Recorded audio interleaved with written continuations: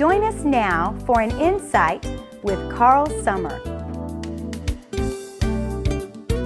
From my experiences and research, I endeavor, as the mission statement of our publishing company states, to provide exciting and inspiring character-building resources that train and motivate children with positive virtues and life skills, which enable them to live successful lives, resulting in stronger families, better schools, and a safer and more productive society.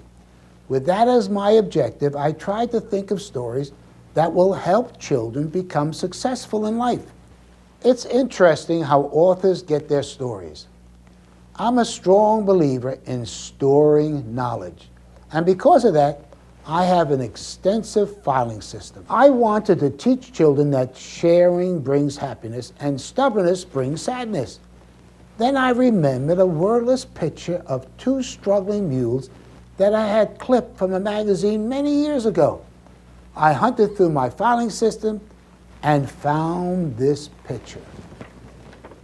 From that wordless picture, I wrote the story of Tied Up in Knots. In my story version of this cartoon, Benny and Sally liked growing up on the farm. There were lots of things to do, but there was one thing they would not do.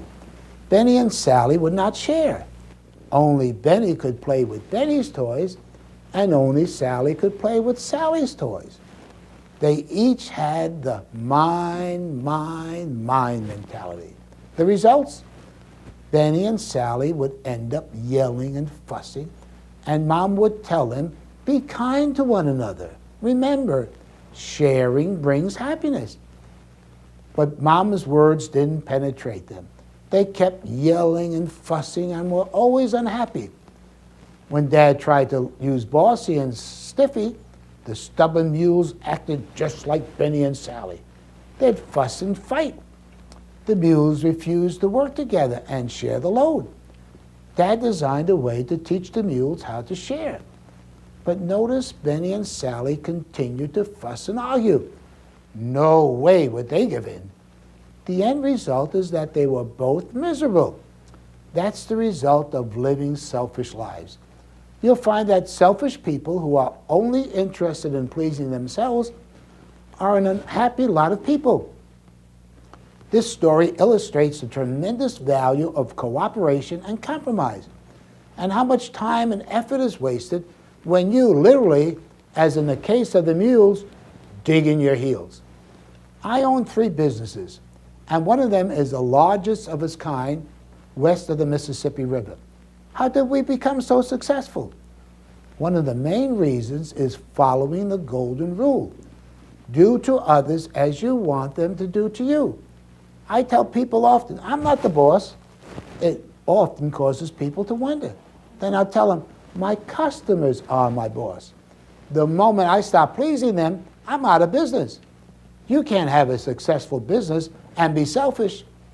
A successful business is consumer-oriented. Did you ever notice how many times you're asked to give your comments about customer service from large corporations? They realize the importance of pleasing customers. Did you ever get bad service from a business? What happens? You don't want to go back to that business. In addition, you tell others about your experience with the bad business. Making customers happy is one of the most important principles of having a successful business. Also, the secret of having a successful business is to have happy workers by treating them fairly. Likewise, a happy family is when everyone shares and tries to make everyone joyful. Benny and Sally and the 2 mules had bad stubbornness. But there's good stubbornness, a stubbornness that causes you to stick to doing what's right. Perseverance, regardless of the circumstances. When I see that trait in my children, I often compliment them. When a child encounters a problem and immediately says, I can't, one of the worst things you can do is say, I'll help you. You may think you're helping them, but you're not. You're not teaching your children that one day they must stand on their own 2 feet.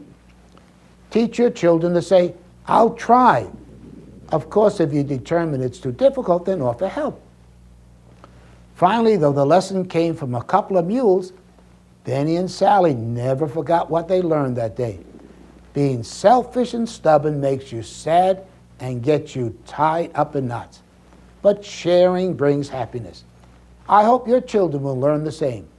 To help bring this home, I hope you and your family will enjoy the activity pages on our website.